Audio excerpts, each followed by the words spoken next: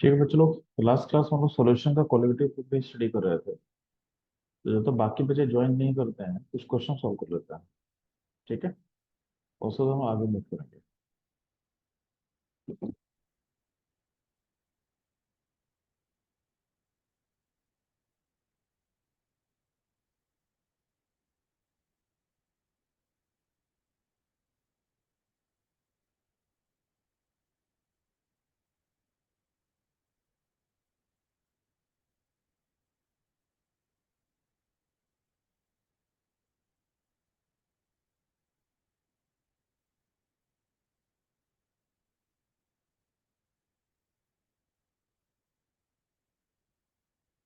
अब बच्चों लोग क्वेश्चन नंबर 41 को सॉल्व करेंगे। 41।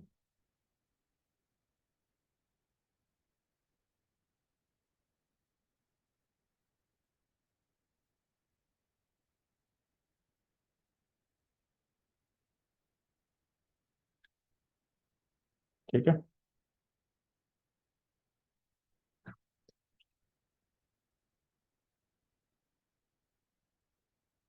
तो बच्चों लोग क्वेश्चन नंबर 41 को सॉल्व करेंगे एक बार फटाफट, और आंसर बताएंगे आपको।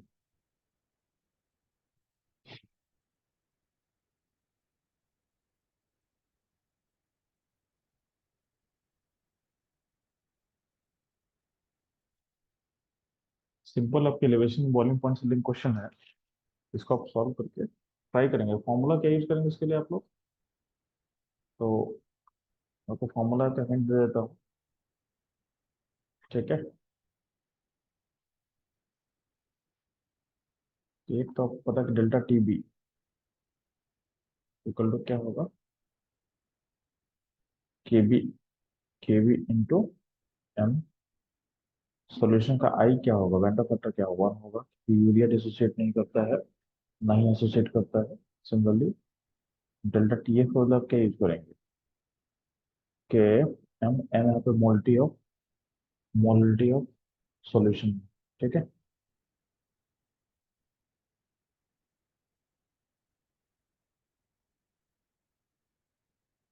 गुड मॉर्निंग बच्चों, गुड मॉर्निंग। जो जो बच्चे लोग ज्वाइन कर चुके हैं वो लोग इस क्वेश्चन को अटेम्प्ट करेंगे। 41 क्वेश्चन आपको स्क्रीन पर आपको दिख रहा होगा।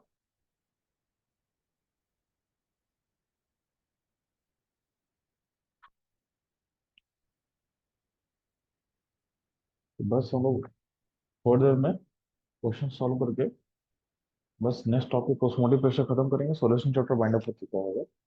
बस आपको फिर रेडॉक्स चैप्टर का एक ब्रीफ समरी दे देंगे, और उसके बाद हम जंप कर जाएंगे इलेक्ट्रोकेमिस्ट्री पे।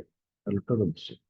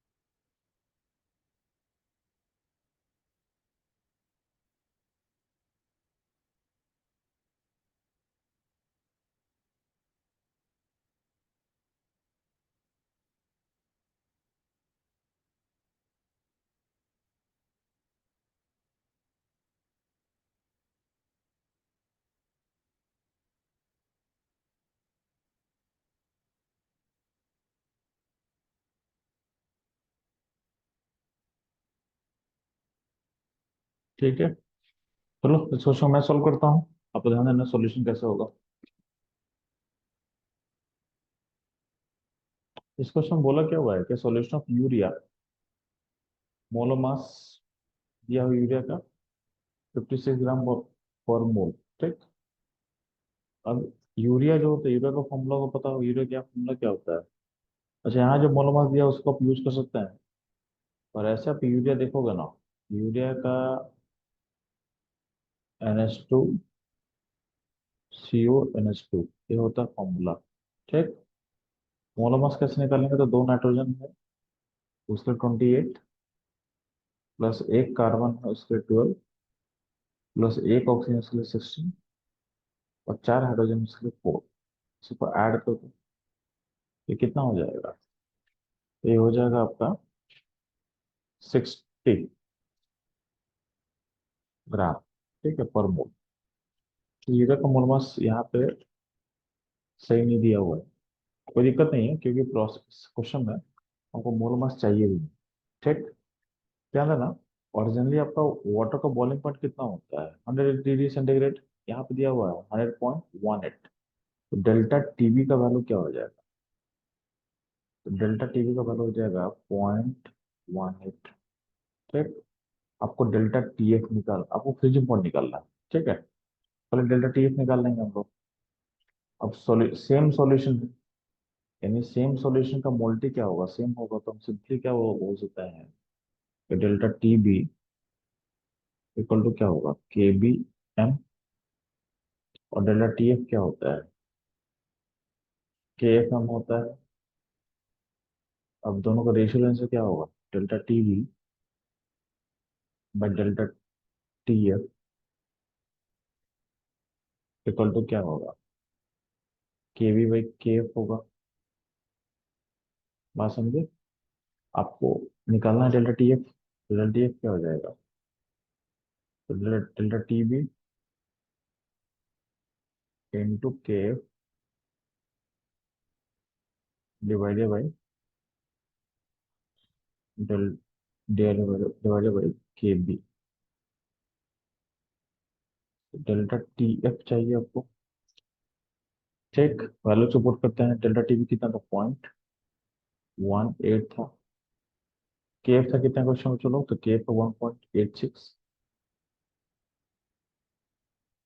और डिवाइडेड बाई आपका के बी कितना? 0.512। सॉल्व कर लो, कितना आ रहा है देखो। ठीक है, आंसर बताएंगे आपको फटाफट, इस कैलकुलेशन का आंसर बताएंगे।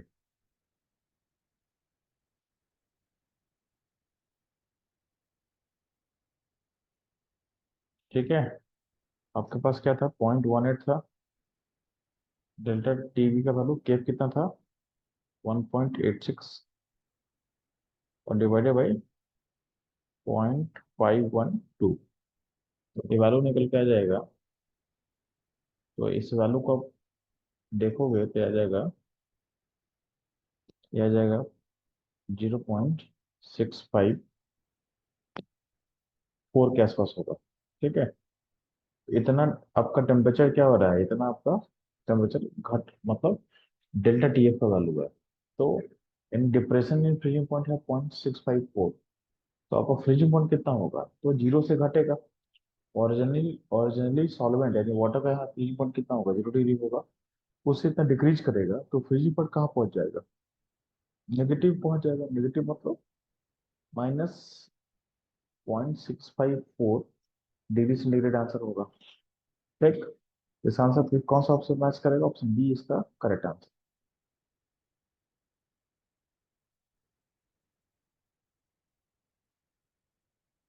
ठीक है। जल्दी सब आंसर करेक्ट था। ठीक। एक और क्वेश्चन सॉल्व कर लेते हैं। ठीक है, फिर क्लास रिज्यूम करते हैं। ठीक है, इस क्वेश्चन टाइम नहीं मिलेगा, आपको जल्दी से जल्दी आंसर बताना होगा।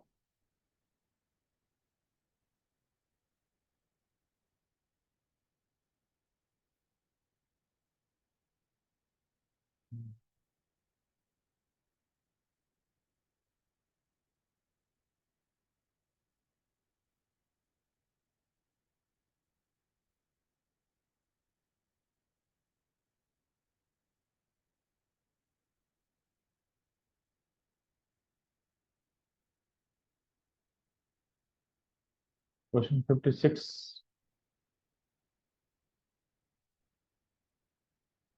क्वेश्चन 56 का आंसर क्या बताएंगे? वो सिंपल क्वेश्चन है। ठीक है, आप क्वेश्चन में दो क्वेश्चन मार्क कर रहा हूँ आपके लिए, ठीक है। क्वेश्चन 51 आसान क्वेश्चन है, बताएंगे यहाँ से क्या होगा। 56 कहाँ से क्या होगा। जल्दी से ऑप्शन, थियोरेटिकल क्वेश्चन है, ठीक है। क्या टाइम आपको नहीं लगेगा।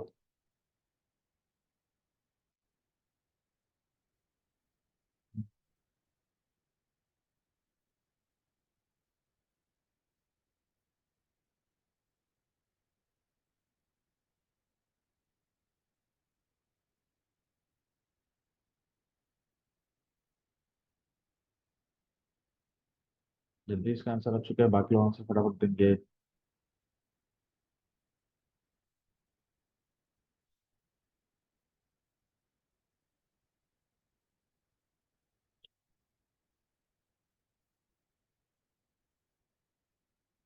रश्मिता, नसरीन आंसर बताएंगे फटाफट आपको। सौम्या, तपस्विनी।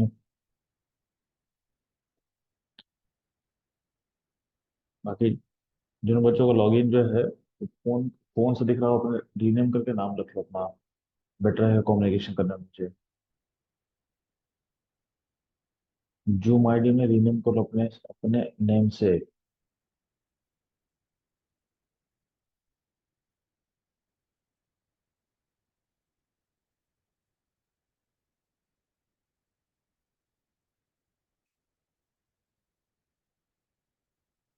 ठीक है, जल्दी सबका आंसर सही है।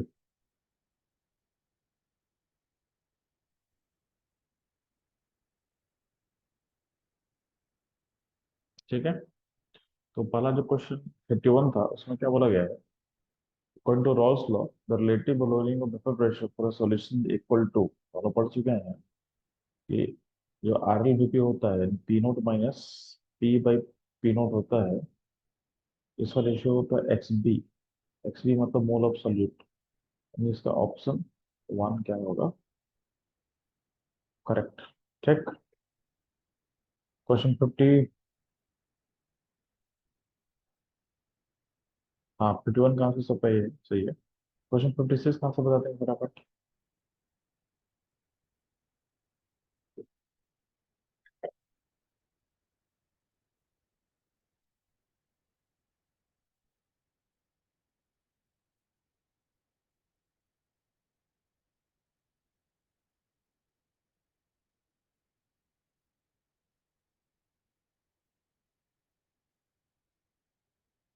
56 का हमें क्या बोला गया, van't factor i for dilute aqua solution of strong right of barium hydroxide.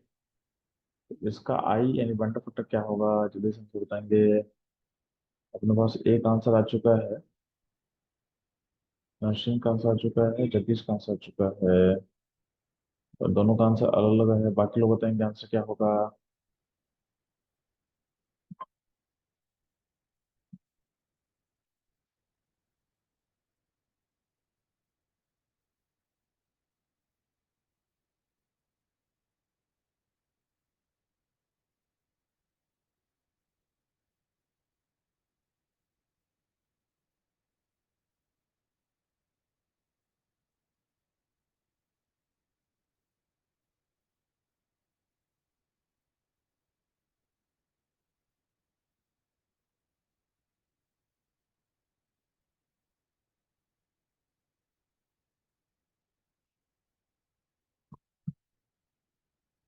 ठीक है, अब ध्यान देंगे। क्वेश्चन 56 में क्या बोला हुआ आपको, बैरियम हाइड्रोक्साइड।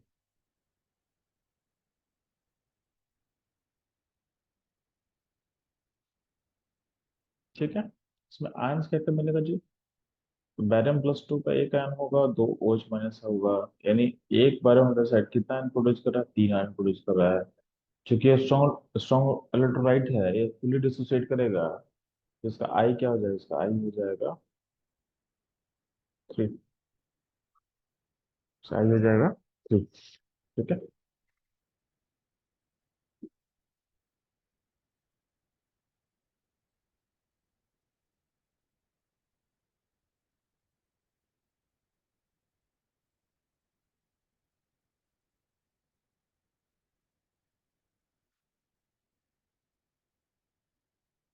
ठीक है, तो चलते हैं, चलो हम लोग कुछ नेक्स्ट टॉपिक खत्म करते हैं सॉल्यूशन का, इन चैप्टर वाइंड अप करते हैं, ठीक है। तो बस नेक्स्ट टॉपिक हम लोग छूटा होता ऑस्मोटिक प्रेशर।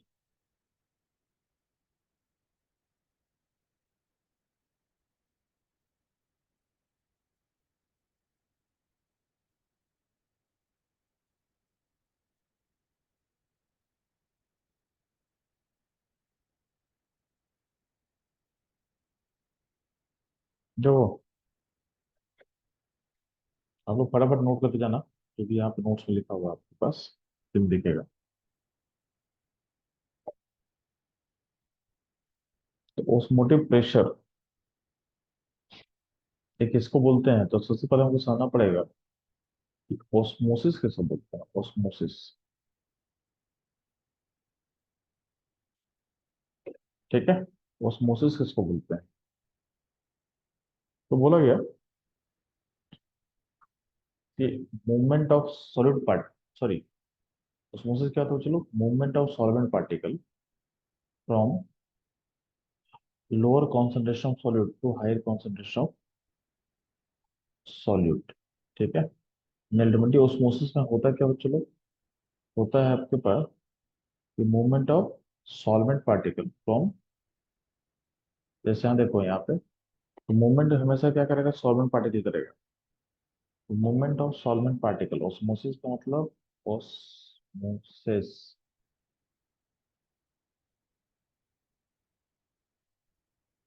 मूवमेंट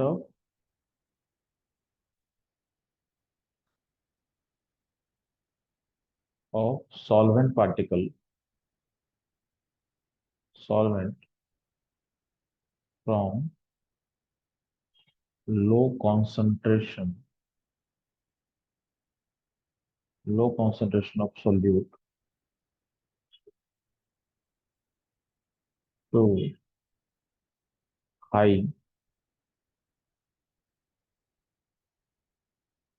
कॉन्सेंट्रेशन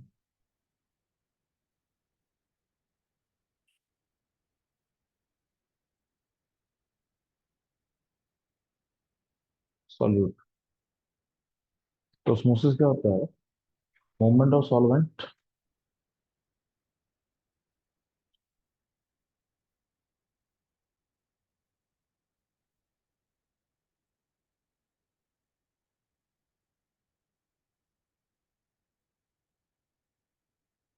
ठीक है, तो movement of solvent from low concentration of solute to high concentration of solute. ठीक, अब देखोगे यहाँ पे क्या है, यहाँ पे पानी है, और यहाँ, अच्छा, इसमें एक टर्म मिस कर रहे थे, थ्रू, थ्रू एसपीएम।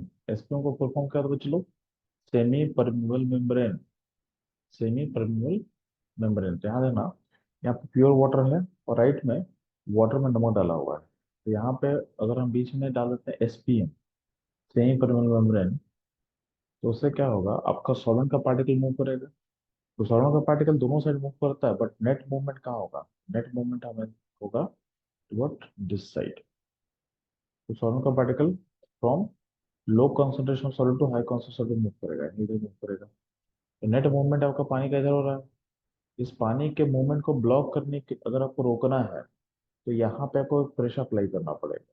ठीक है, तो जो एक्स्ट्रा प्रेशर आप अप्लाई करो उसको ब्लॉक करने के लिए, उसको बोला गया है ऑस्मोटिक प्रेशर। तो ऐसा तुम सोच सकते हो कि पानी का मूवमेंट इधर हो रहा है, तो यहाँ पे कहने के प्रेशर का डिफरेंस होगा, इधर का प्रेशर को पी1 मानते हैं और यहाँ का पी2 मानते हैं। तो पी2 लोअर होगा, इसलिए यहाँ से मूवमेंट हो रहा है इधर में। अगर इस मूवमेंट को ब्लॉक करना है तो क्या करेंगे, यहाँ पे एक एक्स्ट्रा प्रेशर अप्लाई करेंगे, इसको पाई बोल देते हैं, जाके पी1 पी2 क्या हो जाए, पी1 के साथ पी2 प्लस पाई इक्वल हो जाए। ठीक, तो अगर आप ऐसा देखते हो, तो ध्यान देंगे,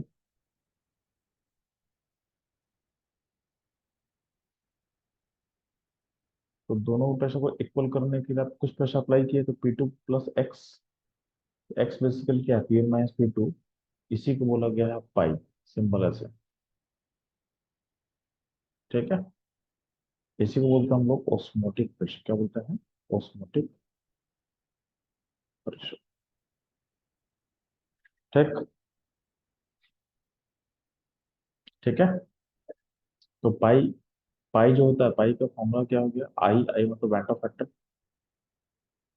सी, सी मतलब मोलरिटी, आर, आर का मतलब कौन क्या होगा आपका गैस कांस्टेंट, और टी मतलब टेम्परेचर केल्विन स्केल। तो नॉर्मली आर का वैल्यू हम देंगे 0.0821 या तो 0.0831, डिपेंडिंग अपॉन कि आपका जो पाई है निकालोगे वो या तो एटीएम में आएगा या तो बार में आएगा। ठीक है। कॉन्सेंट्रेशन मतलब क्या होता है, मोलैरिटी, टेम्परेचर लेना है आपको केल्विन स्केल में, केल्विन स्केल में। और आई होता है वेंट ऑफ फैक्टर, आई होता है वेंट ऑफ फैक्टर। तो आपको ऑस्मोटिक प्रेशर क्या होता है समझ में आ गया। यहाँ तो कोई डाउट नहीं है, तो नोट कर लेंगे फास्ट।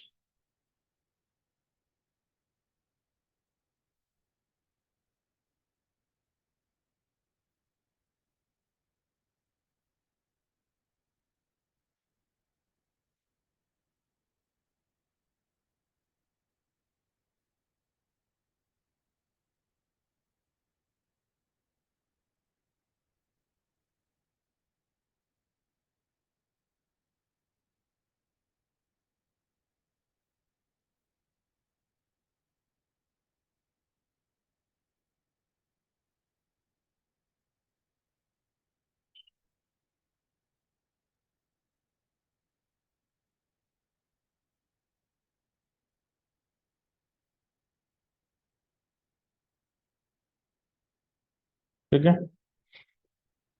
हम्म। यहाँ तक आप नोट कर चुके होंगे। आगे मूव करता हूँ।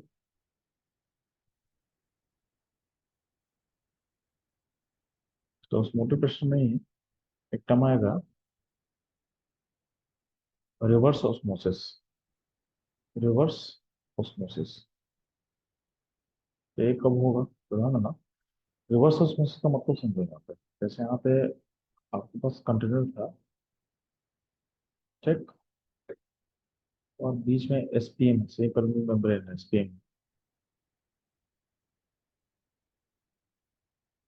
और आपके लेफ्ट साइड में प्योर वाटर था। ठीक है। और राइट में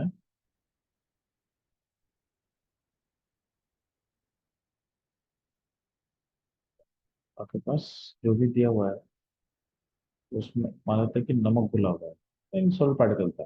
ठीक है। इसमें नमक है। तो नॉर्मली मूवमेंट कहाँ आता है, नॉर्मल मूवमेंट हो रहा था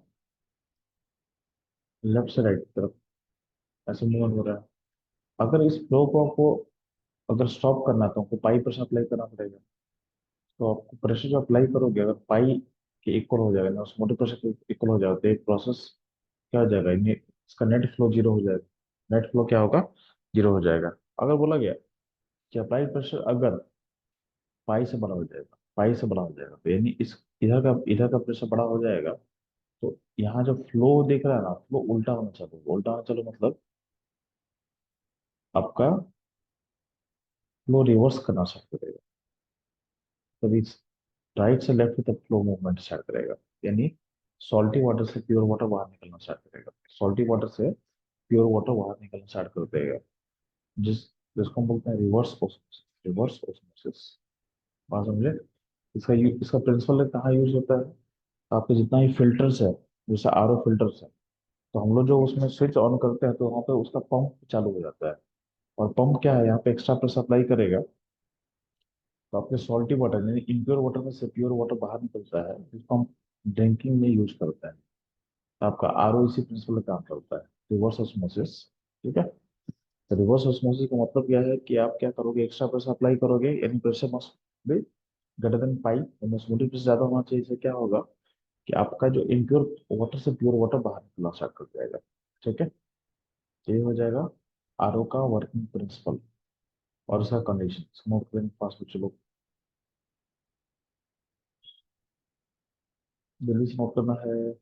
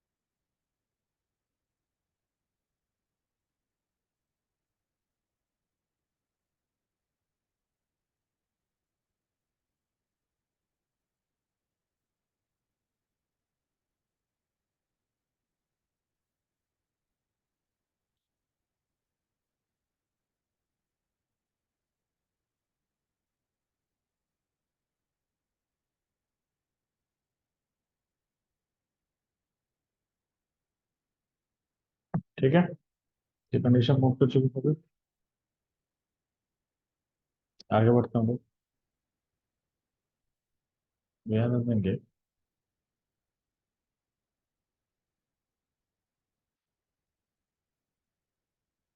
अगर कभी कभी ऐसा सिचुएशन सिचुएशन आएगा आपके सामने कि दोनों आपके सॉल्यूशन के दोनों साइड क्वेश्चन को सॉल्व है, जैसे यहाँ का C1 कॉन्सेंट्रेशन, यहाँ पे C2 कॉन्सेंट्रेशन है, तो उस केस में ऑस्मोटिक प्रेशर का वैल्यू कैसे निकालें, क्या करना, यहाँ का नेट पार्टिकल का नंबर निकालना। ठीक है, यहाँ पे अगर आप देखते तो यहाँ का ऑस्मोटिक प्रेशर को हम पाई 1 बोल रहे हैं, तो यहाँ पे I1C1RT होगा, और यहाँ का पाई 2 बोल रहे हैं I2C2RT होगा। ठीक है, अगर ये सॉल्यूशन अगर पानी के साथ अगर रखा जाता तो इतना बिल्ड करता, और हम एज्यूम कर रहे हैं कि I2C2 यानी पार्टिकल का नंबर C2 का साइड ज्यादा है देन I1C1, इसमें क्या होगा, पाई जो नेट होगा, यानी यानी यहाँ पार्टिकल का नंबर ज्यादा है तो पानी इधर मूव करेगा, और यहाँ का जो नेट पाई नेट होगा, नेट ऑस्मोटिक प्रेशर जो बिल्ड होगा, तो लिख रहे हैं I2C2 माइनस I1C1, और यहाँ पे होगा RT।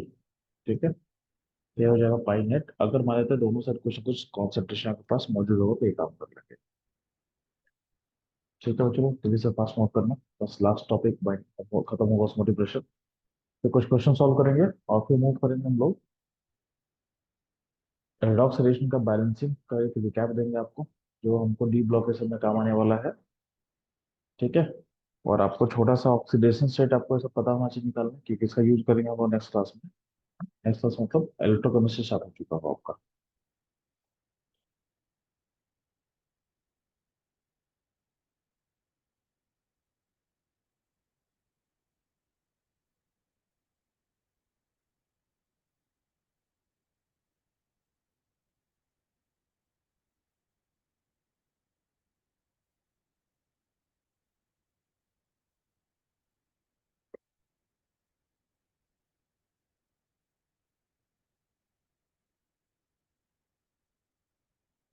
ठीक है, जल्दी नोट कर लीजिए।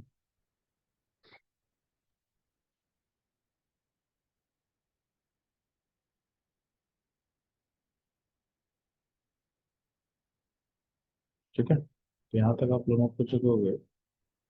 नेक्स्ट मूव करता हूँ आगे।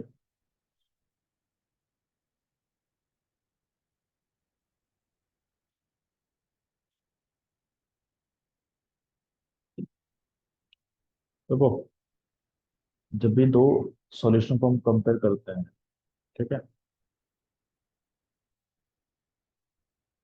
तो दोनों सॉल्यूशन अब को हम आइसोटोनिक कब बोलेंगे, दोनों सॉल्यूशन को आइसोटोनिक कब बोलेंगे, तो बोला गया जब दोनों साइड पार्टिकल का नंबर सेम होगा, मतलब यानी यहाँ पे C1 कॉन्सेंट्रेशन, यहाँ पे C2 कॉन्सेंट्रेशन है, तो I1C1 इक्वल टू I2C2, अगर ये कंडीशन दिखेगा तो होगा, ये हो जाएगा आइसोटोनिक।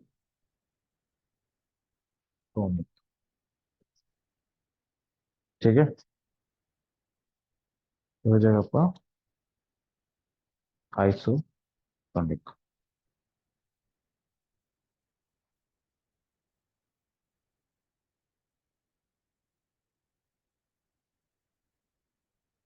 ठीक,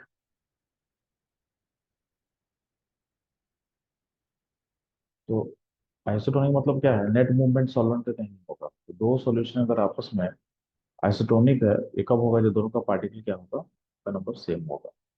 अगर मान लेते हैं कि एक का ऑस्मोटिक प्रेशर हाइयर है, तो उसके समय बोला गया कि, तो अगर मान लेते हैं इसी में टर्म होता है, ठीक है, हाइपरटोनिक एंड हाइपोटोनिक, वो भी बताया था आपको, तो इसमें यही पे लिख देता हूँ। तो आइसोटोनिक का मतलब क्या होगा, दोनों साइड का ऑस्मोटिक प्रेशर सेम होगा। अगर मान लेते हैं पार्टिकल अगर ज्यादा है C2 के साइड, तो एक टर्म होता है हाइपरटोनिक, एक होता है हाइपोटोनिक। हाइपरटोनिक और हाइपोटोनिक एक किसके रिस्पेक्ट में होता है, तो हाइपर एंड हाइपो दोनों दोनों जो रिलेटिव होता है हमेशा हाइपोटोनिक। तो हम अगर रिज्यूम कर रहे हैं कि यहाँ पे I2C2, और यहाँ पे क्या होगा, I1C1। ठीक है, तो अगर पार्टिकल जहाँ ज्यादा होगा उसको बोलते हैं हाइपरटोनिक, और जहाँ कम होता है उसको बोलते हैं हाइपोटोनिक। ठीक, अल्टीमेटली अगर हाइपर और हाइपो दोनों सॉल्यूशन को अगर हम आसपास ला कर रख दें, तो मूवमेंट कहाँ होगा, तो मूवमेंट होता है हाइपरटोनिक में, पार्टिकल ज्यादा है, कॉन्सेंट्रेशन हाई होगा। हाइपो में पार्टिकल कम है, तो हाइपो से हाइपर तक मूवमेंट होता है सॉल्वेंट का। सॉल्वेंट हमेशा हाइपो से हाइपो तक होता है। ठीक, क्या रहेगा, तो इसको नोट कर लो। तो तीन टर्म रहेगा, आइसोटोनिक, हाइपोटोनिक एंड हाइपरटोनिक, इसको आपको याद कर रखना है फास्ट। ऐसा नोट कर लेगा जो लिखा हुआ है आपके स्क्रीन पे।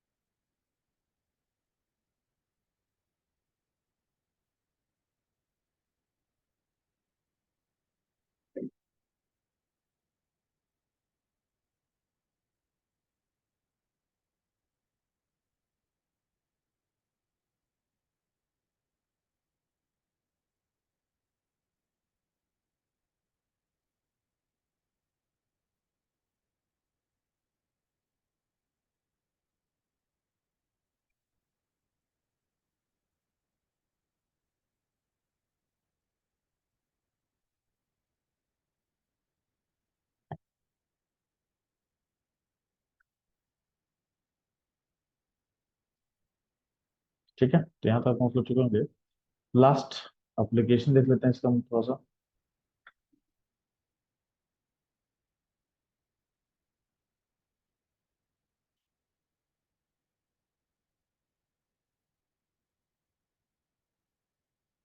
तो एप्लीकेशन ऑफ ऑस्मोटिक प्रेशर का मतलब समझोगे, बोला गया है कि आपके बॉडी में जो भी फ्लूइड्स हम इंजेक्ट करते हैं, फ्लूइड्स हो या मान लेते हैं वाटर जो भी हम बॉडी में डालते हैं, तो मस्ट बी आइसोटोनिक होना चाहिए विद रिस्पेक्ट टू आरबीसी। अगर रेड प्लस सेल के साथ क्या होगा, आइसोटोनिक होना चाहिए।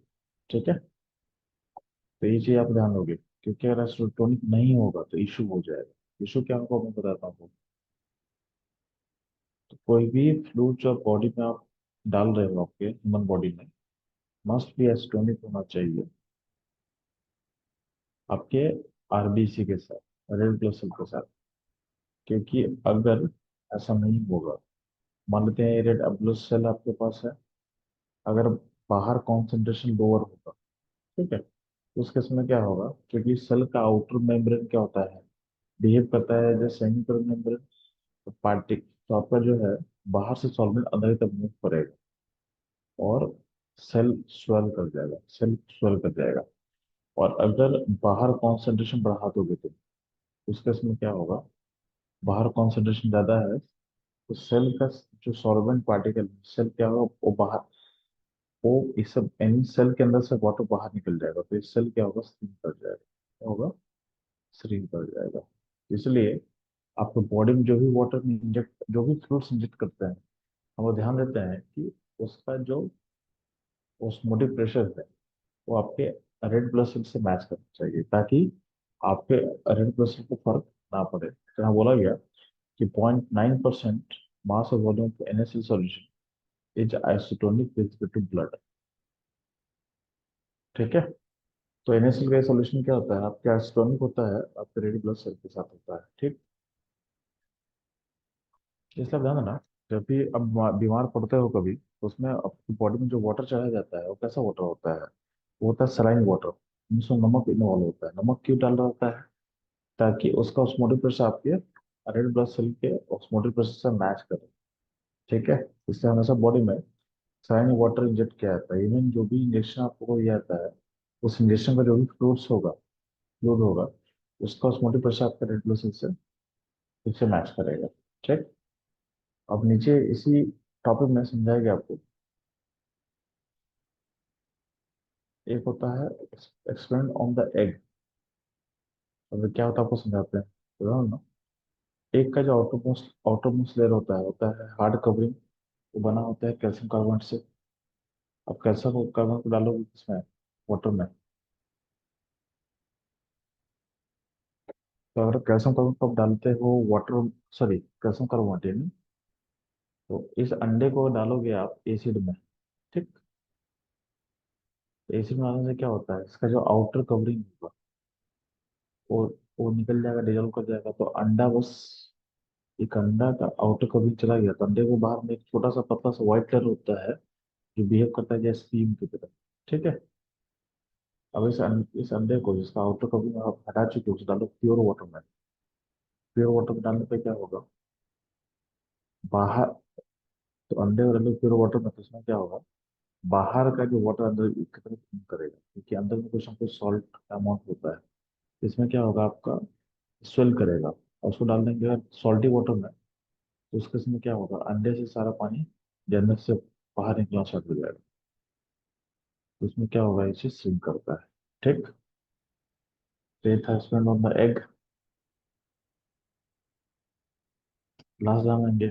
इसका एक और लास्ट इसका यूज होता है, ऑस्मोटिक प्रेशर का यूज करके हम लोग मोनोमर्स निकालते हैं और प्रोटीन एंड प्रोटीन जैसा पॉलीमर के लिए। अब ध्यान ना, जो प्रोटीन पॉलीमर है, तो अगला पॉइंट रहेगा production monomers of macromolecule just like protein. ध्यान देंगे, प्रोटीन थर्मली अनस्टेबल होता है, तुम ज्यादा हीट करो तो प्रोटीन क्या होगा, ब्रेक करना स्टार्ट करेगा। ठीक है। ज्यादा हीटिंग करो तो प्रोटीन क्या होगा आपका, ब्रेक करना स्टार्ट करेगा। तो प्रोटीन को अगर हम क्या करेंगे ना, अगर हम टेम्परेचर बढ़ाएंगे घटाएंगे यानी elevation boiling point depression freezing point, इस मेथड का यूज करके भी हम मोनोमर्स निकालते हैं। ठीक है। तो प्रोटीन जैसे पॉलीमर का अगर हमको मोनोमर्स निकालना होगा तो हम टेम्परेचर सेंसिटिव इंफॉर्मेशन को, तो आपके पास जो मोनोमर्स है प्रोटीन को अगर आपको निकालना होगा तो उसमें क्या, मैं क्या बोल रहा हूँ कि आपको उस मेथड को यूज नहीं करना जहाँ पे टेम्परेचर आपका चेंज हो रहा है, क्योंकि प्रोटीन जो का स्ट्रक्चर है वो टेम्परेचर सेंसिटिव होता है। तो हमको उस मेथड को यूज करना है जिसमें टेम्परेचर चेंज ना हो। ठीक है।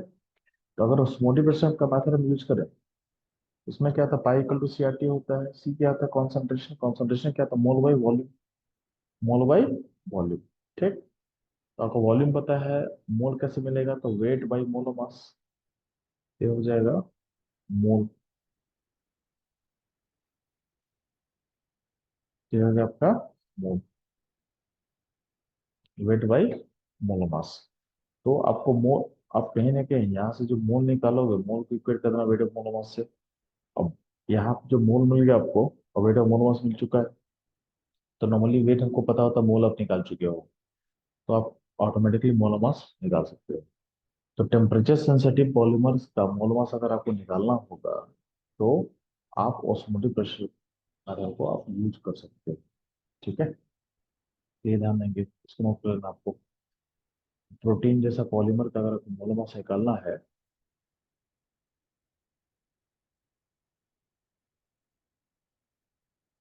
तो आप ऑस्मोटिक प्रेशर मेथड को आप यूज कर सकते हो।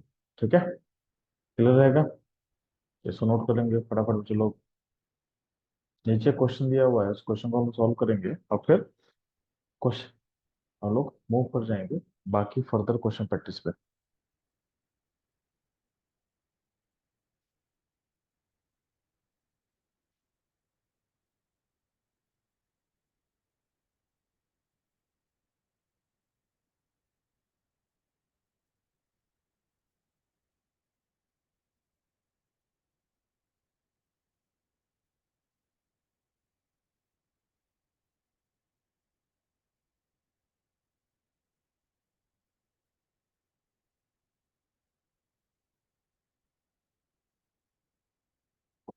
ठीक है, तो यहाँ पे नोट कर चुके हैं चलो।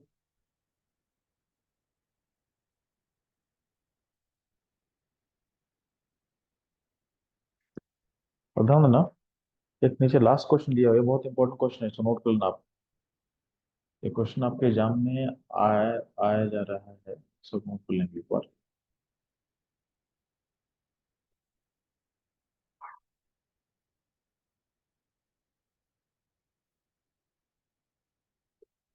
देखो, इस क्वेश्चन में क्या बोला गया है कि यहाँ पे 0.1 मोल K4 FeCN6 है लेफ्ट साइड में, और यहाँ पे 0.01 मोल FeCl3।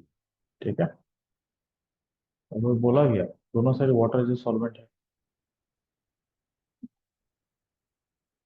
इंफॉर्मेशन दिया गया है कि जब भी ये दोनों आपस में मिलेगा, यानी FeCl3 और K4 FeCN6 अगर आपस में मिलता है, एक ब्लू कलर फॉर्म करता है। ब्लू कलर कब बनेगा?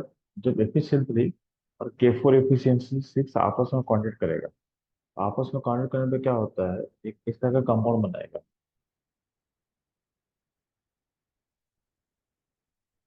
Fe4 FeCl6 ब्रैकेट में 3। ठीक है।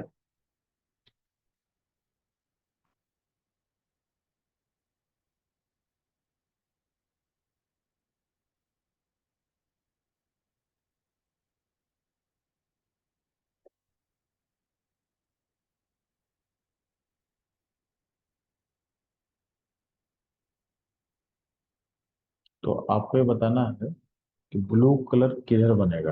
मैं फिर से रिपीट कर रहा हूँ। आपके लेफ्ट में K4 FeCl6 का सॉल्यूशन 0.1 मोलर, राइट में 0.01 मोलर का FeCl3 सॉल्यूशन है। आपको इन्फॉर्मेशन दिया गया है, बीच में है SPM, बीच में है सेम पर मेम्ब्रेन है। तो आपको बोला गया कि जब भी दोनों सॉल्ट आपस में टच कांटेक्ट में आएगा तो ये कंपाउंड बनता है, और इस कंपाउंड का जो कलर होता है ब्लू कलर होता है। ठीक है। तो इसके बेसिस पे यहाँ पे चार स्टेटमेंट दिया हुआ है। ठीक है। तो बताएंगे चार स्टेटमेंट में से कौन सा करेक्ट होगा। जैसे रिपीट करें क्वेश्चन, आपके लेफ्ट में एक सॉल्ट है, राइट में एक सॉल्ट है, बीच में SPM है, सेम पर मेम्ब्रेन है। बोला गया जब भी दोनों सॉल्ट मिक्स होता है, दिन दोनों सॉल्ट कांटेक्ट में आएगा, तो एक कंपाउंड ऐसा बनेगा जो कि ब्लू कलर का होता है। उसके बेसिस पे आपको बताना है कि इसमें से कौन सा स्टेटमेंट करेक्ट होगा, 1 2 3 4 में से। जल्दी से बच्चों आंसर बताएंगे आप लोग, आंसर क्या होगा।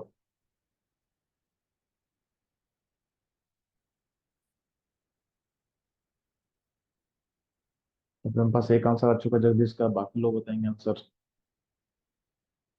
जल्दी फास्ट सोचना है आपको, जल्दी से आंसर बताना, आंसर आसान है।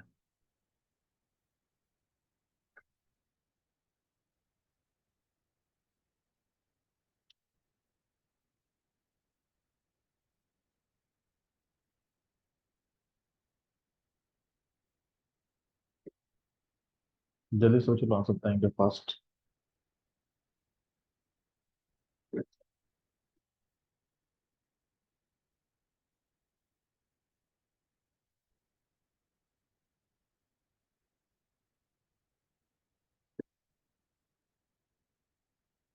अब अपने पास अभी तक एक ही आंसर आया हुआ है, बाकी लोग आंसर देंगे। क्वेश्चन डिफिकल्ट नहीं है।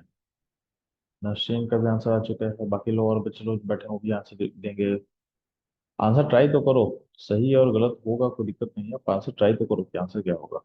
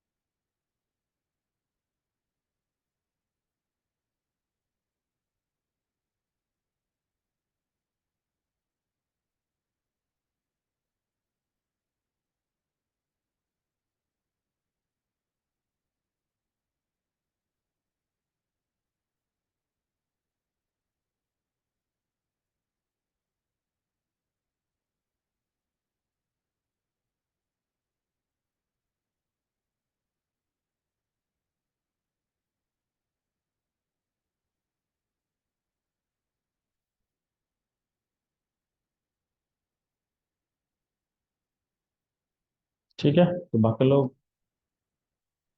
सुष्मिता, सब लोग आंसर वन बोल रहे हैं। देखते हैं आंसर क्या होगा। देखो यहाँ पे ये क्वेश्चन बहुत फंडामेंटल है और लिया गया था ऑस्मोसिस के डेफिनेशन से। ऑस्मोसिस का डेफिनेशन क्या होता है, फिर से एक बार याद करेंगे। ऑस्मोसिस का मतलब होता है flow of solvent. Flow of solvent या फिर मूवमेंट ऑफ सॉल्वेंट। यानी ऑस्मोसिस में हमेशा सॉल्वेंट मूव करता है, सॉल्वेंट मूव करता है। ठीक है। सॉलिड पार्टिकल का मूवमेंट नहीं होता है, हमेशा क्या मूवमेंट करता है, चलो सॉल्वेंट मूव करता है। तो आप ध्यान देना, आपका यहाँ पे दोनों साइड में कॉन्सेंट्रेशन हाइयर किसका है, इसका है यहाँ पे।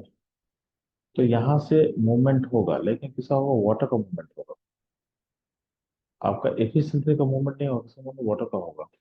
तो दोनों सॉलिड कभी कांटेक्ट में आएगा ही नहीं। अल्टीमेटली मूवमेंट किसका हो रहा है, सॉल्वेंट का। तो सॉल्वेंट से कोई दिक्कत नहीं है, एफिशिएंटली मूव नहीं कर रहा है, चीज ध्यान देना।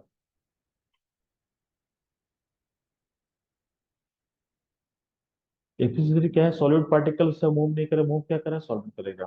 सॉल्वेंट का मूवमेंट करने से एफिशिएंसी और के फोर एफिशिएंसी का कभी भी कांटेक्ट होने वाला नहीं है, इसमें कोई भी कलर फॉर्म नहीं करेगा। ठीक है, क्योंकि दोनों कभी सॉलिड पार्टिकल कभी कांटेक्ट में आएगा ही नहीं, तो इसका आंसर क्या होगा, नो ब्लू कलर फॉर्मेशन। ठीक है। फोर। वहां समझ में आया क्यों, क्योंकि सॉल्वेंट पार्टिकल मूव करेगा, सॉलिड पार्टिकल मूव नहीं करेगा। आप लोग चैट बॉक्स में अगर ओके कर देना तो समझ में आ गया। तो ये बहुत अच्छा क्वेश्चन है, एक क्वेश्चन आपके यहाँ यह मानने का हाई चांस है कि ऑस्मोसिस के फंडामेंटल डेफिनेशन से क्वेश्चन दिया गया है। ठीक है। ये इनफैक्ट ये क्वेश्चन जेएमएन में आ भी चुका है ऐसा क्वेश्चन।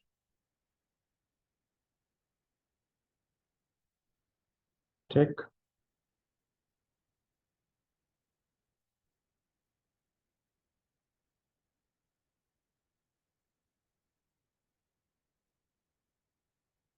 तो ये था आपका ऑस्मोसिस, इसके साथ चैप्टर सॉल्यूशन आपका खत्म होता है। चलते हैं कुछ क्वेश्चन में, इसमें कोई दिक्कत नहीं है। जो भी जो भी आंसर को वन बोल रहे थे को चेक कर लो। जगदीश को समझ में आ गया है, बाकी लोग बता देंगे जो जो भी वन बोल रहे थे।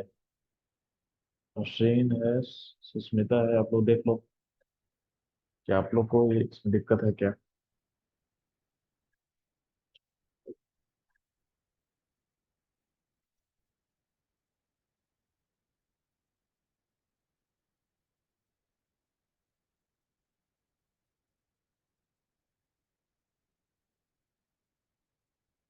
ठीक है, चलो।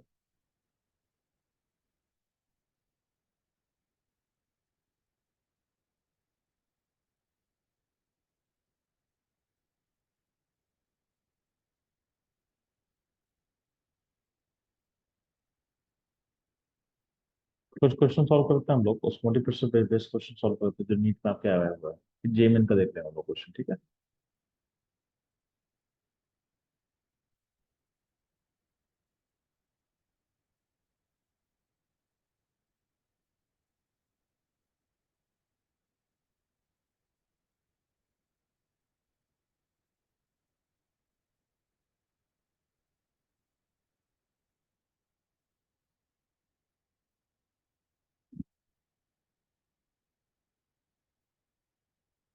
तो चलो क्वेश्चन 32 सॉल्व करेंगे, 32 सॉल्व करेंगे, क्वेश्चन 32 सॉल्व करेंगे। दिल्ली फर्स्ट, और आंसर बताएंगे, आंसर क्या हुआ आपका। तो चलो क्वेश्चन नंबर 32 सॉल्व करेंगे और आंसर रिपोर्ट करेंगे fast.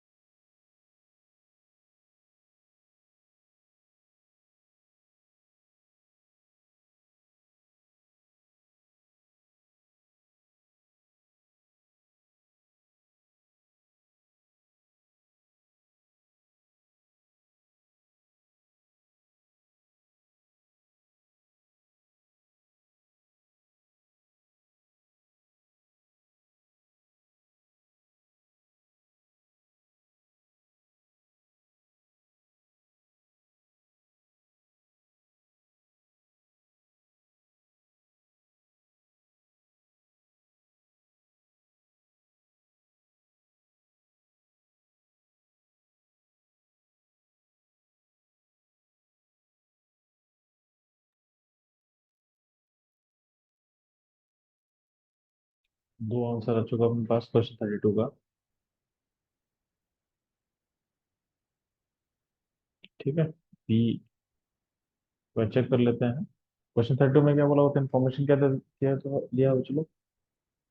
The following solution were prepare by dissolving 10 gram of glucose into 50 ml of water. तो आपको पता है ग्लूकोज में पार्टिकल का नंबर कितना होगा, वो ध्यान एक बार में रखो। ग्लूकोज का पार्टिकल का नंबर होगा, तो 10 ग्राम दिया हुआ है और 250 ml है, तो आपका इसका मोल्स कितना हो जाएगा पार्टिकल में, 10/180 ग्लूकोज का मोल मास। ठीक। आपका यूरिया का 10 ग्राम है, तो यूरिया में कितना होता है, यूरिया का मोल मास होता है 60। तो यूरिया के लिए क्या हो जाएगा, 10/60। ठीक, सुक्रोज के लिए होता है 342, 342। तो सुक्रोज का हो जाएगा 310/342। सबके लिए वॉल्यूम सेम है, तो वॉल्यूम का टर्म तो कैंसिल कर देंगे। और सबका वेट इक्वल लिया होता है, वेट को मोल मास से डिवाइड करके मोल निकालिए। ठीक।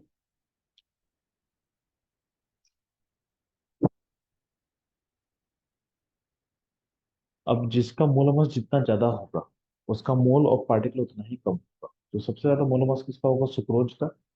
फिर ग्लूकोज का सबसे लेस्ट होगा यूरिया का। तो यूरिया का जो पार्टिकल्स है उसका नंबर हाईएस्ट होगा। और आप पढ़े हो कि जो भी कोलेटिव प्रॉपर्टी होता है पार्टिकल के नंबर पर डिपेंड करता है, तो ऑस्मोटिक प्रेशर जो होगा, ठीक है, तो ऑस्मोटिक प्रेशर सबसे हाईएस्ट किसका होगा, जिसका पार्टिकल का नंबर हाईएस्ट है, जो कि होगा यूरिया। यानी P2 हाईएस्ट होगा, फिर होगा P1, फिर होगा P3। आंसर क्या होगा, बी। ठीक है, मशीन आपका आंसर सही है। जिसका पार्टिकल का नंबर ज्यादा होगा उसको ऑस्मोटिक प्रेशर क्या होता है, ज्यादा होता है। ठीक है। ठीक।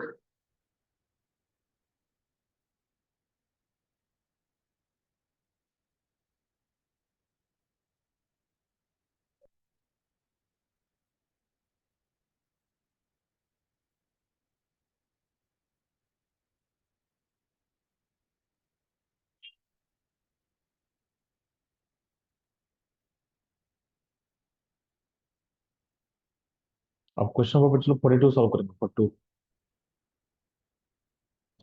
42 एंड 47 ये दोनों सॉल्व करेंगे। 42 एंड 47 दोनों सॉल्व करेंगे और आंसर बताएंगे फास्ट।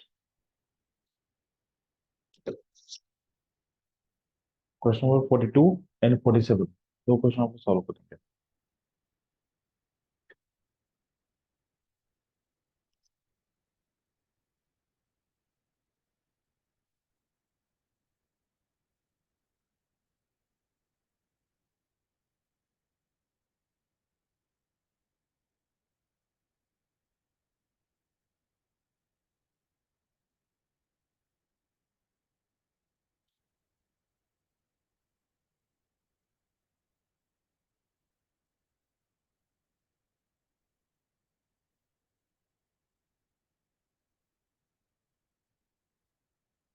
बच्चों जल्दी आंसर देंगे क्वेश्चन 42 एंड 47 का।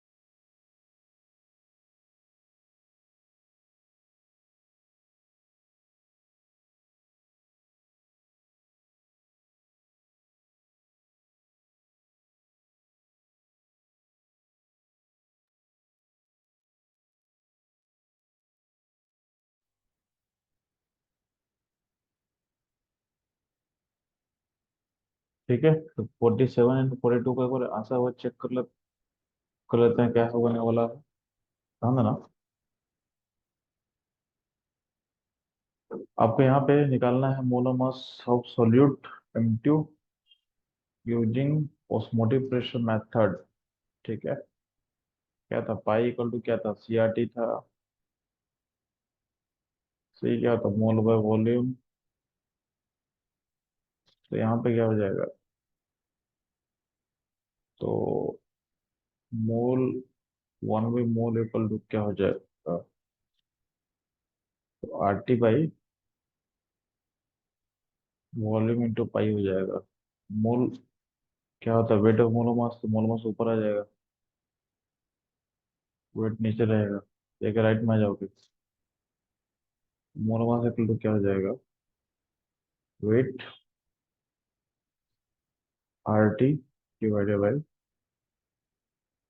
पाई इंटू, पाई मतलब सोडियम प्रेशर, अभी मतलब वॉल्यूम। ठीक है। तो ये आंसर जो मैच करेगा ऑप्शन डी से मैच करेगा।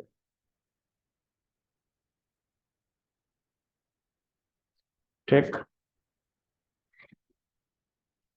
हम्म, ये हो गया molar mass of solid particle in terms of osmotic pressure कैसे होगा बता दिया आपको। क्वेश्चन 47 बताएंगे, आंसर बताएंगे टॉपिक 47 का।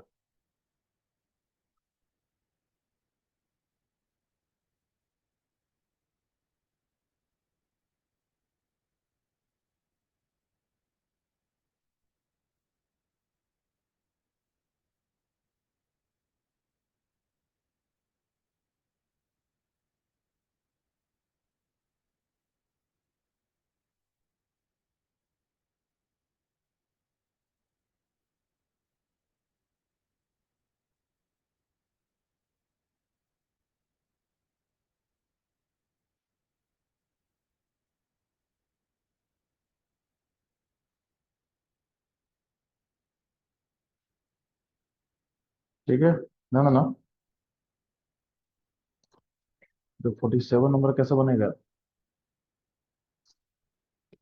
उसमें बोला हुआ है अब 5% solution of cane sugar is isotonic with respect to 1% solution of substance X. तो दोनों, तो उस केस में आपको एक्स का मोलेकुलर वेट पता करना है कि एक्स का मोलेकुलर वेट क्या होगा, तो ध्यान देना। अगर आइसोटोनिक है तो पार्टिकल का नंबर सेम होना चाहिए। तो अगर 5% सॉल्यूशन है, मान लेते हैं कि 100 ग्राम का सॉल्यूशन होगा, तो सब 5 ग्राम क्या होगा, केन शुगर होगा। ठीक है, यानी 100 का सॉल्यूशन होगा तो 5 ग्राम केन शुगर होगा। और एक्स, एक्स का अगर देखते हैं तो 1 ग्राम होगा। दोनों का पार्टिकल सेम होना चाहिए, तो पार्टिकल का नंबर कैसे निकलेगा, तो केन शुगर का 5 ग्राम का जो पार्टिकल होगा, तो particle of sugar equal to particle of X. Particle sugar कैसे निकलेगा, तो 5/342। और जो एक्स है, एक्स का निकल निकलेगा 1/, मोल मास जो कुछ नहीं पता है, तो मोल मास कैसे निकालोगे, 342 डिवाइडेड बाई 5। ठीक है। लमसम कितना आ जाएगा जी,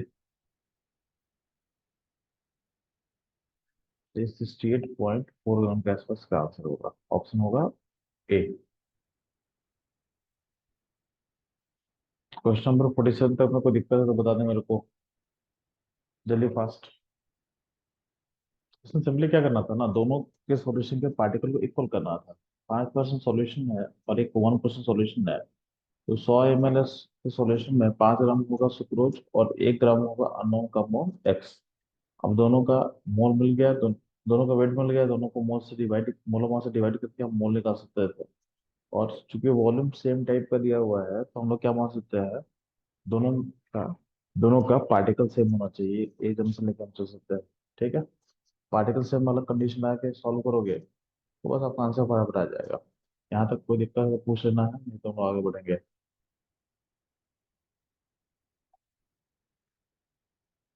ठीक है, यहाँ तो कोई दिक्कत नहीं है आपको।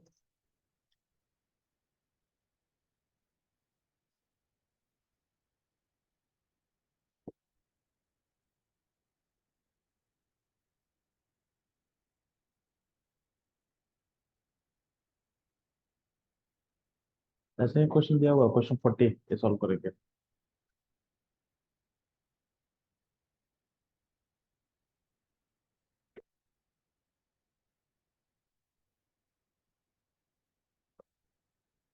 क्वेश्चन 40 को सॉल्व करेंगे फर्स्ट।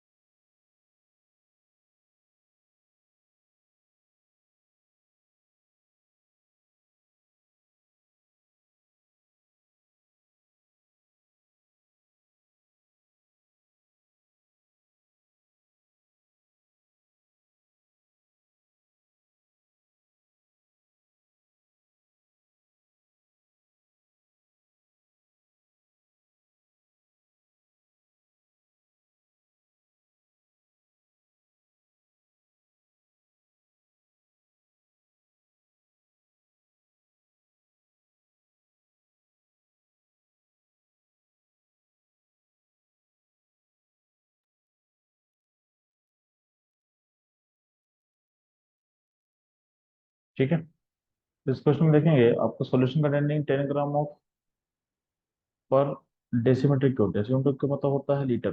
ठीक। ऑफ यूरिया, मोलिकुलर मास दिया हुआ है 60 gram, is isotonic with respect to 5% solution non volatile solute. ठीक है। तो मोलिकुलर मास पूछा गया है नॉन वोलेटाइल सॉल्यूट का, इसमें कैसे करेंगे? दोनों का पार्टिकल इक्वल कर दो। तो आपके पास यूरिया का मोल इक्वल टू उस अननोन कंपाउंड को एक्स बोल रहे हैं, उसका मोल इक्वल होना चाहिए। यूरिया का मोल कितना होगा? 10/60। यहाँ पे क्या होगा? 5 पाई एम। एम आपको निकालना है तो एम कितना हो जाएगा? ठीक है, अर्सेनिक 500। यूरिया 60 ग्राम है ना? 10 ग्राम यूरिया ए। इसका आंसर सही है क्या?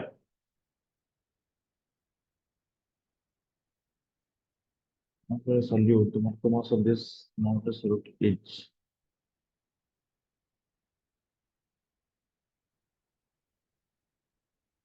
क्वेश्चन 40 का आंसर 5। अच्छा, 10 ग्राम 5% सॉल्यूशन ना? अच्छा, ठीक ठीक ठीक है, ठीक है।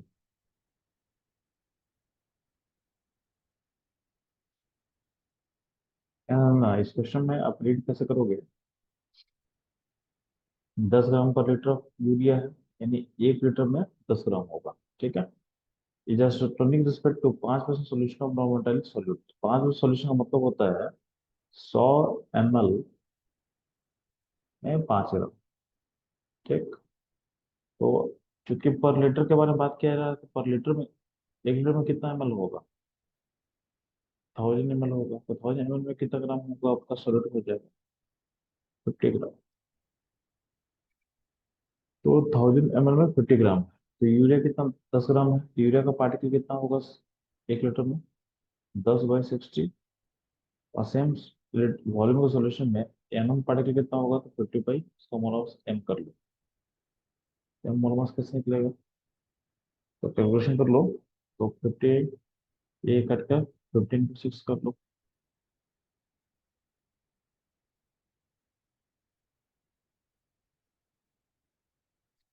ठीक है, तो मोल मास हो जाएगा 300, क्या हो जाएगा? 300। ठीक। ये था आपका कुछ क्वेश्चन जो था नीट का, कुछ क्वेश्चन जेई मेन का करता है। चलो।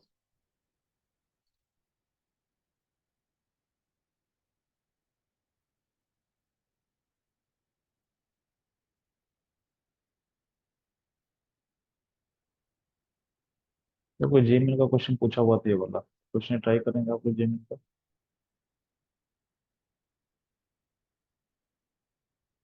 एक सेकेंड, तो मैं जूम कर दे रहा हूँ।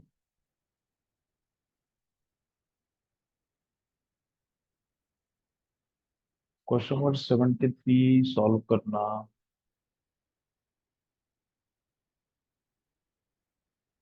क्वेश्चन नंबर 73 सॉल्व करेंगे फास्ट।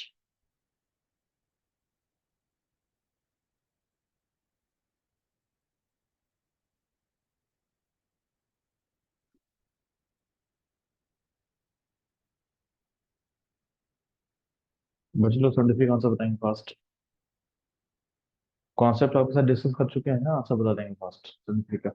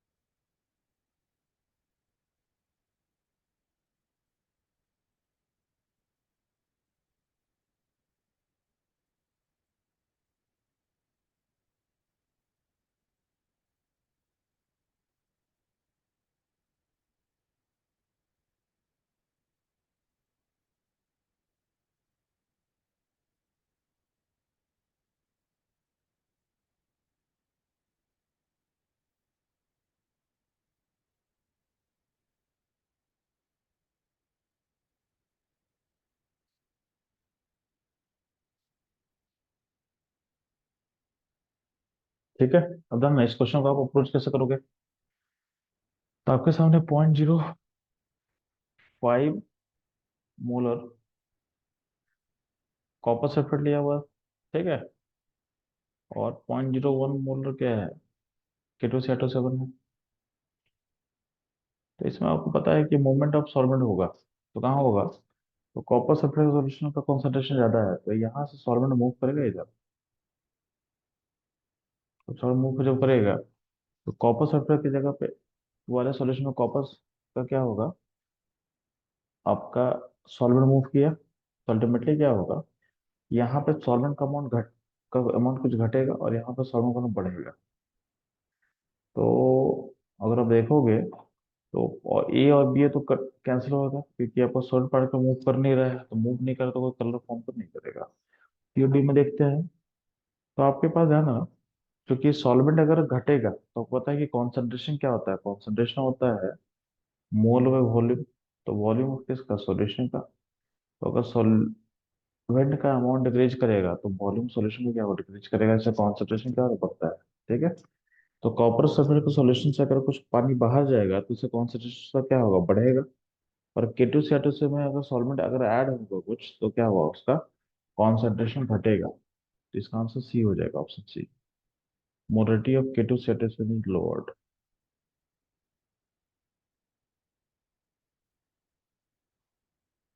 ठीक है जगदीश, आपका आंसर करेक्ट है।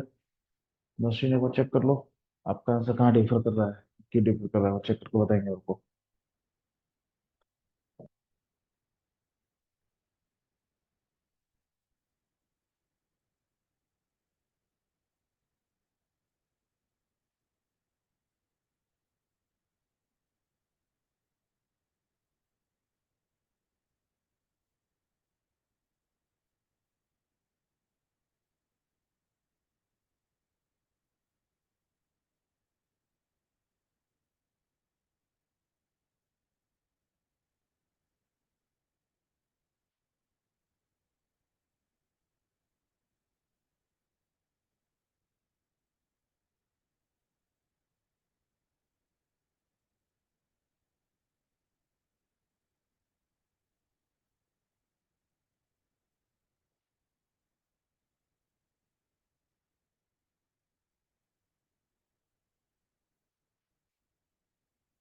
ठीक है, तो ये क्वेश्चन को क्लियर है। नेक्स्ट क्वेश्चन का क्वेश्चन ट्राई करते हैं हम लोग।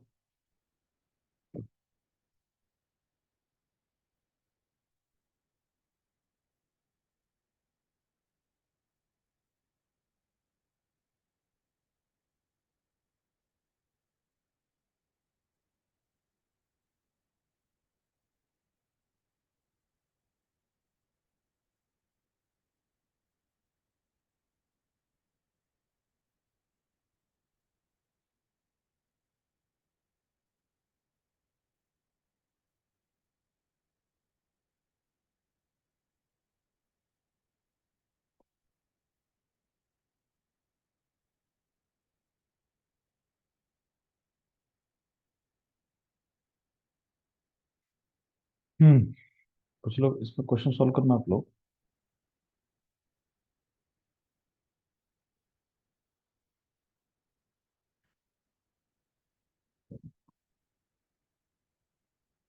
क्वेश्चन 82 का आंसर बताएंगे।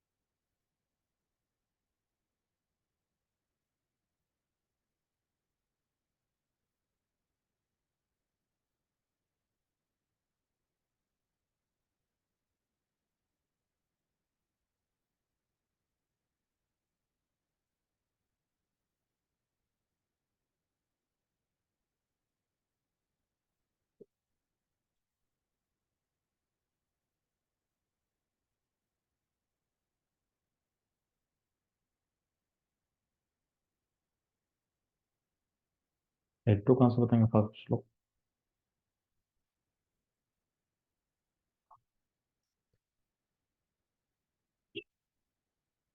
आपका NaCl का सॉल्यूशन है, उसका कॉन्सेंट्रेशन अलग लिया हुआ है।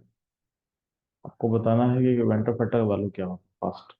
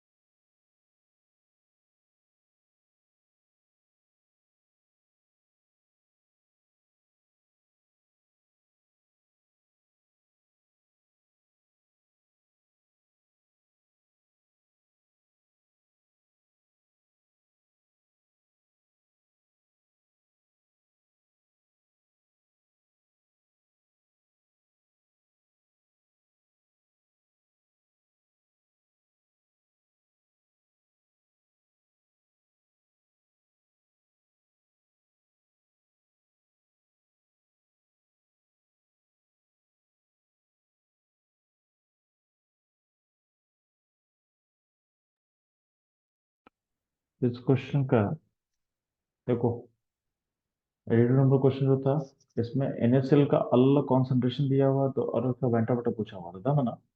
सो तुम दो तरीके से तुम सोच सकते हो। ठीक है। अगर NaCl स्ट्रॉन्ग इलेक्ट्रोलाइट है तो उसका वेंटा वेंटा हमेशा क्या को टू होगा। तो नॉर्मली आप पढ़ते हो तो इसके बेसिस पे जाओगे तो ऑप्शन सी आप टिक कर दोगे। ठीक। ठीक है। ऑप्शन सी आप टिक कर रहे हो उसके बेसिस पे कि सबका कॉन्सेंट्रेशन क्या है, क्योंकि NaCl क्या है, आपका स्ट्रॉन्ग इलेक्ट्रोलाइट है तो उसका वेंटा वेंटा हमेशा टू होता है। ठीक है, लेकिन ध्यान ना, एक और की कॉन्सेप्ट है कि अगर हम डाइल्यूशन करते हैं तो जितना सॉलिड ज्यादा होता है, तो अगर हम इसमें NaCl को अगर हम मानते हैं कि फुली डिसोसिएट नहीं कर रहा है, तो NaCl का डिसोसिएशन को अगर हम अल्फा मान ले, तो इन टर्म्स अल्फा आई क्या होता है, 1 - N - 1 अल्फा।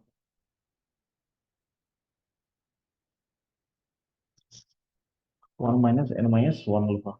और जो अल्फा होता है डाइल्यूशन के साथ बढ़ता है, तो अल्फा जो होगा इधर बढ़ेगा। तो अल्फा बढ़ेगा, इंक्रीज करेगा, जैसे सोल्यूशन डाइल्यूट हो जाएगा तो उसका आई भी क्या होगा, इंक्रीज करेगा। ठीक है, तो इसके बेसिस पे आपका ऑप्शन ए करेक्ट होगा। तो नॉर्मली कोई भी सॉल्ट फुली डिसोसिएट नहीं करता है, कुछ ना कुछ इसमें अल्फा होगा। अगर स्ट्रॉन्ग टाइट होता है तो भी इसका अल्फा क्या था, क्लोज टू वन होता है, बट कोई वो वन के इक्वल नहीं होता है।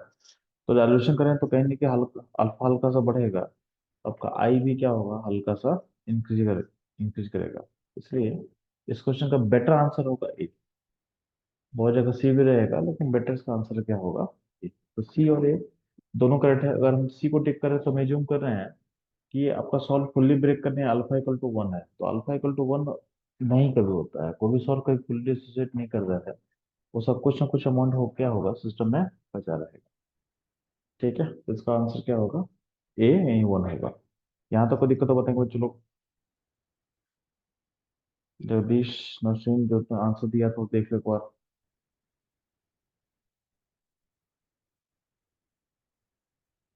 ठीक है, तो ये था आपका सॉल्यूशन चैप्टर। कुछ क्वेश्चन प्रैक्टिस हम प्रैक्टिस कर लिए, बाकी क्वेश्चन तो हम बनाना घर पे। नेक्स्ट अभी आपको 15 मिनट का ब्रेक देंगे और ब्रेक के बाद चालू करेंगे हम लोग रेडॉक्स का बैलेंसिंग थोड़ा बढ़ा देंगे। तो आप लोग को ऑक्सीडेशन चेक करना आता है ना, एक और ग्रुप में ओके कर दो, और ऑक्सीडेशन चेक करना आता है तो ग्रुप में अगर ओके लिख देंगे, ऑक्सीडेशन चेक में कोई दिक्कत है या नहीं है।